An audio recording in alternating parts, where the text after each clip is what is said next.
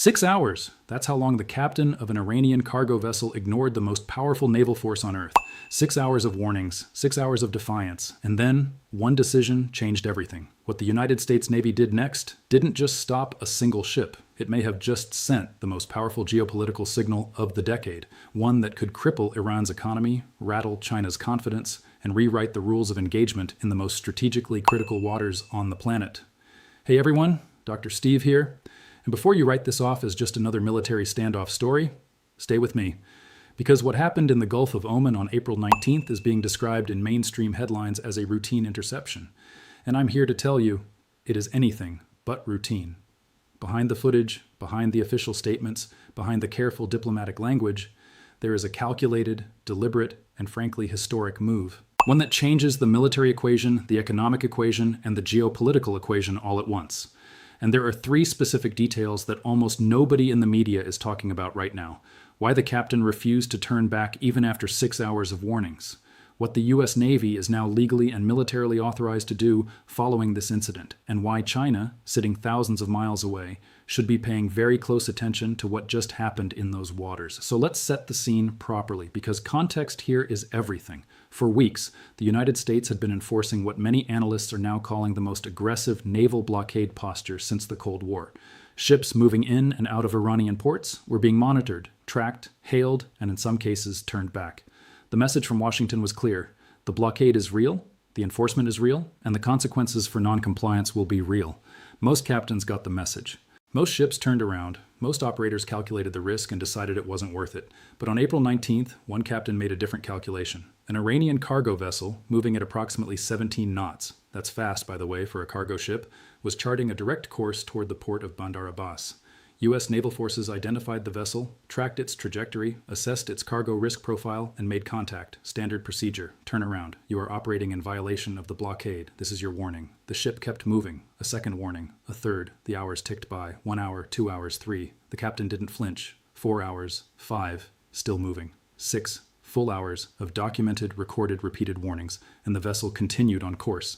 Now here's what most people miss about that 6-hour window. It wasn't stubbornness, it wasn't a communication failure, it wasn't a rogue captain making a unilateral bad decision. That sustained, deliberate defiance over 6 hours was a test, a carefully orchestrated test of American resolve. Iran, and the forces directing that captain, wanted to know one thing: will they actually pull the trigger, or will they blink?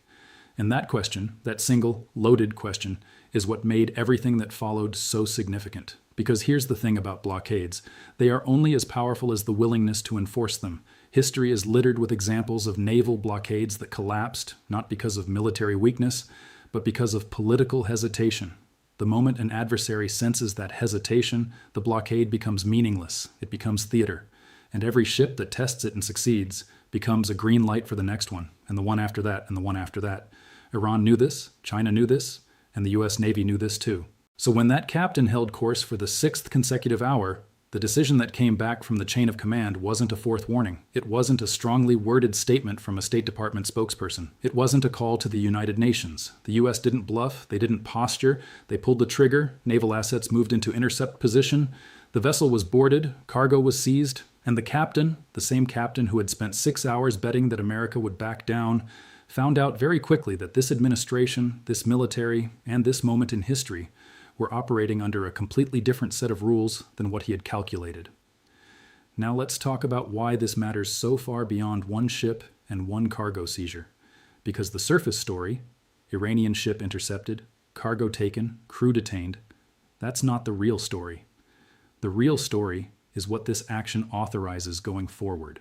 When a military force successfully enforces a blockade against a deliberate, sustained act of defiance, and does so cleanly, professionally, and without escalating into a broader conflict, it establishes what military strategists call precedent under pressure. And precedent under pressure is everything. It tells every other captain, every other shipping operator, every other regime watching that the calculation has changed.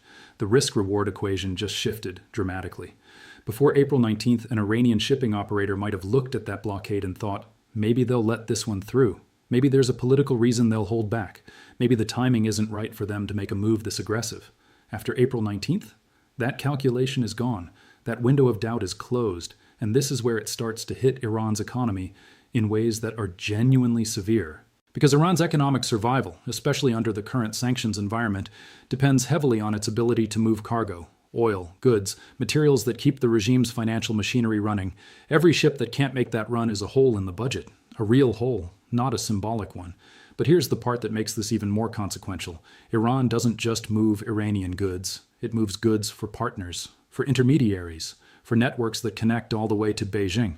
And when those supply chains start getting interrupted when those shipments start getting seized, the pressure doesn't just land on Tehran. It starts to ripple outward. And some of those ripples reach people in governments that have a lot more to lose than Iran does, which is exactly why China is watching this so carefully right now. Because China has spent years building economic relationships that depend on a certain level of confidence. Confidence that its partners can operate, that supply chains will flow, that the risk of interception remains theoretical rather than practical. April 19th just made that risk very, very practical. And there's one more layer here that almost nobody is discussing, the legal and military authorization question. Because when a blockade is tested and enforced successfully, especially in international waters, it doesn't just set a political precedent, it sets a legal one. It expands the operational mandate. It answers the question of what the rules of engagement actually permit in the next confrontation. And the next confrontation is coming. Maybe not tomorrow, but it's coming. So let's zoom out for a moment. Because to truly understand the weight of what just happened, you need to understand the three players in this story and what each of them is thinking right now. Iran is thinking about survival, not in a dramatic sense, in a very practical financial sense. The regime's ability to fund its military apparatus, its proxy networks across the Middle East, its internal security forces, all of it runs on money. And that money runs on trade. Interrupt the trade consistently enough, aggressively enough, and you don't need a single missile fired at Tehran to create a crisis inside the regime. The crisis builds from within, quietly, slowly, and then all at once. April 19th was a signal that the interruption is no longer occasional, it's systematic, and systematic is what breaks things. The second player is the United States, and what Washington just demonstrated is something that goes beyond this single incident. It demonstrated institutional will. The willingness to absorb 6 hours of deliberate defiance, to document every warning, to follow every protocol, and then act decisively anyway. That combination of patience and decisiveness is genuinely rare in geopolitical confrontations. Most escalations happen too fast. Most hesitations last too long. What happened in the Gulf of Oman was almost surgical in its timing.